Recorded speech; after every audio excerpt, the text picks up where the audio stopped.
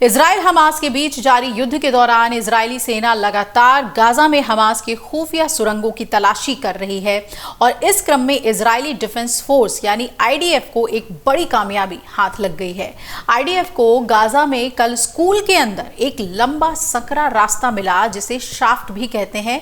इस टनल को इजरायली सेना की 5वीं ब्रिगेड के कॉम्बैट टीम ने ढूंढ निकाला। ये सुरंग खिरबेट अहजा के दक्षिणी गाजा क्षेत्र में पाई गई।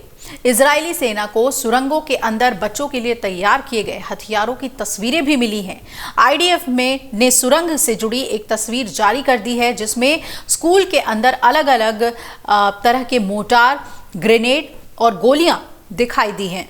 आईडीएफ ने खिरबेट अहजा में सैन्य अभियान के दौरान हमास की निगरानी चौकियों और उन ठिकानों पर भी छापा मारा जहां आतंकवादी दस्तों ने एंटी रॉकेट्स दागे थे।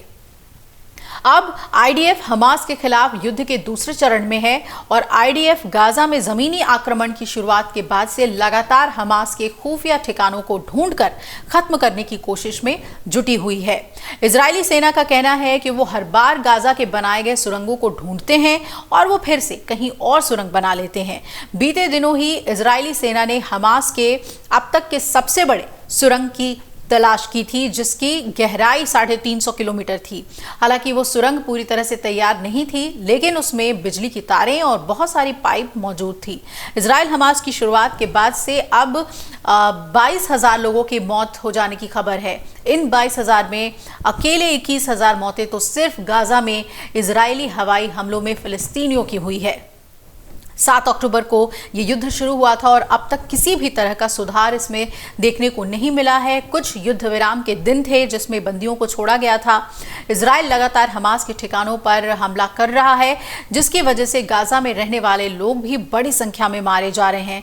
इसे लेकर कई देश युद्ध विराम की अपील कर चुके हैं, लेकिन इजराइल इस पक्ष में बिल्कुल नहीं। उनके प्रधानमंत्री बेंजामिन नेतन्याहू ने यह कह दिया कि जब तक हमास के लड़ाकों को हम खत्म नहीं कर देते तब तक शांत नहीं बैठेंगे। वहीं हमास के उपनेता की बेरूत में हत्या के बाद ये युद्ध लेबनान तक पहुंच गया है। इस बीच आम नागरिकों को फलस्तीन क्षेत्र के उत्तर में एक शरणार्थी शिविर छोड़ने के लिए कहा गया।